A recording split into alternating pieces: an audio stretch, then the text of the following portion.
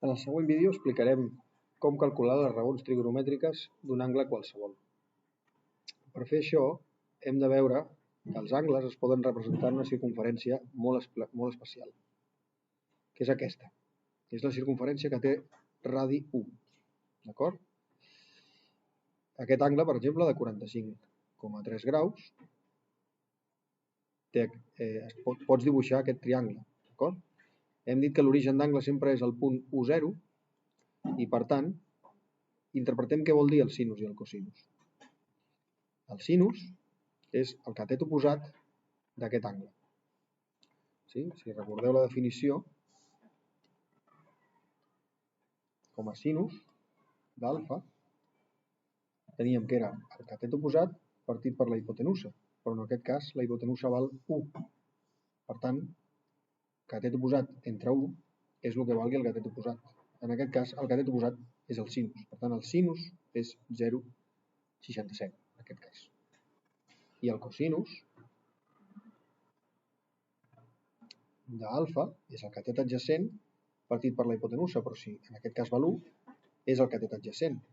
Tot el catet adjacent és cosinus, en aquest cas 0,74. Fins ara hem parlat d'angles que estan en aquesta regió, entre 0 i 90 graus. Però podríem pensar en angles de més de 90 graus. D'acord? Què succeeix? Que el cosinus és negatiu. Veieu? Aquesta distància va cap enrere, va cap al -1. I aquesta segueix sent positiva. Aquesta altra regió, les dues distàncies són negatives, van cap a l'esquerra i cap a baix. I en aquesta altra regió, la distància vertical és negativa perquè va cap a baix i la distància horitzontal és positiva.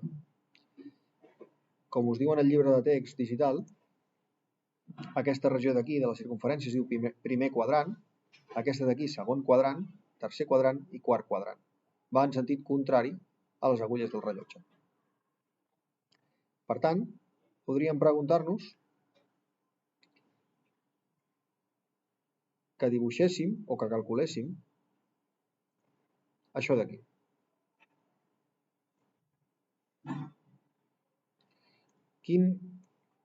O dibuixar la circumferència, esborrarem això,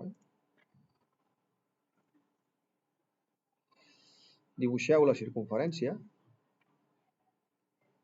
o calculeu-la, tal que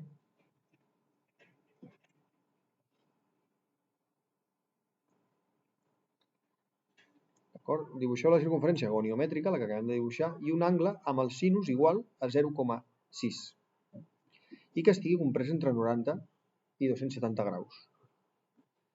Trobeu el cosinus i la tangent d'aquest angle. Podríem trobar això i també podríem trobar totes les raons trigonomètriques. D'acord? És a dir, no només caldria aquest angle.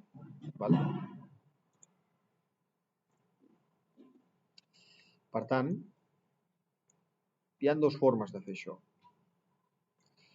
La primera és la que ens diu, Molt bé, jo sé que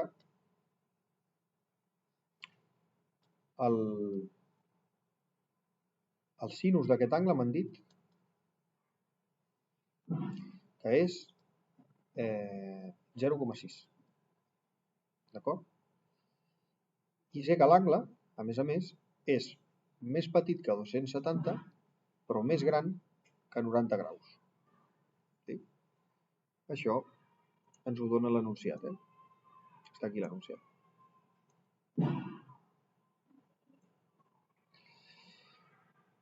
Doncs, on estaria aquest angle?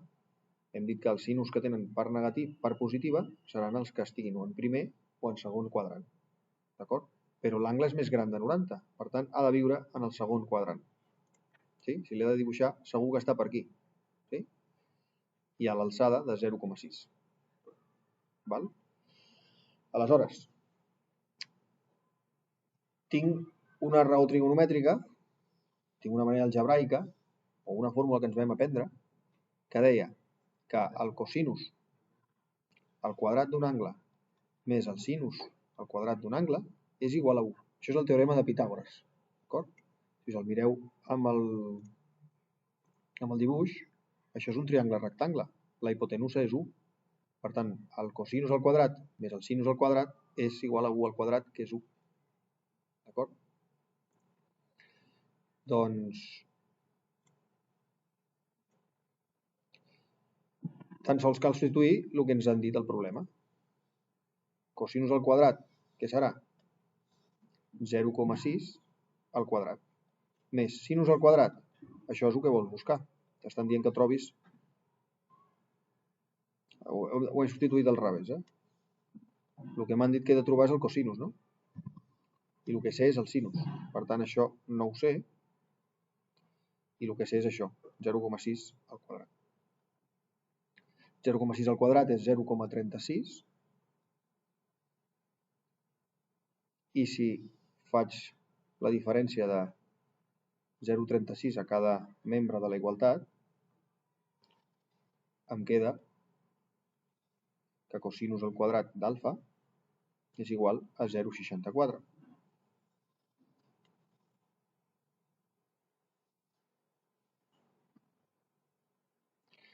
I si tinc que una cosa al quadrat és 0,64, fent l'arrel quadrada a cada membre, obtinc la solució. D'acord? Per tant, la solució serà que el cosinus d'alfa és l'arrel quadrada de 0,64. Al tanto que l'arrel quadrada té dues solucions, una positiva i una negativa. Quina és la que ens interessa? Jo sé que el cosinus en aquest quadrant és negatiu sempre. D'acord? És aquesta distància. Per tant, la que ens interessa és la negativa. El cosinus d'alfa és l'arrel de 0,64, que és 0,8. Negatiu. D'acord? Aquesta seria la primera resposta que tindríem. I la segona ens demana la tangent. Bé, la tangent...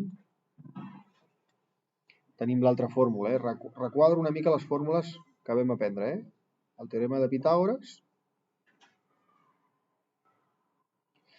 i la semblança de triangles.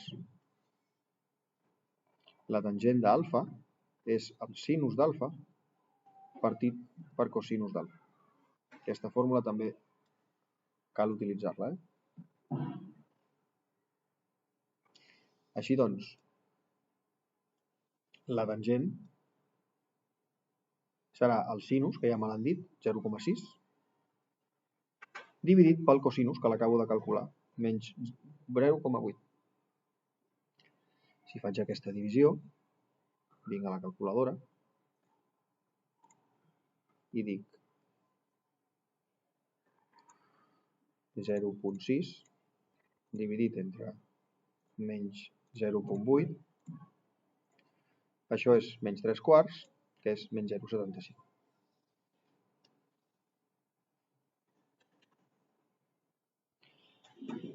Ja he calculat el cosinus, i la tangent. Sí? Ja tinc aquests dos resultats. Podria trobar l'angle fàcilment, sí? Fixeu-vos, la calculadora em permet calcular l'arctangent d'un angle, no?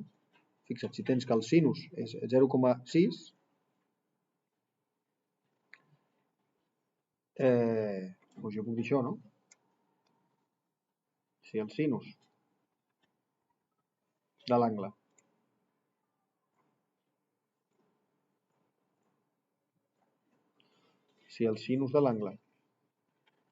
és 0,6, quin és l'angle?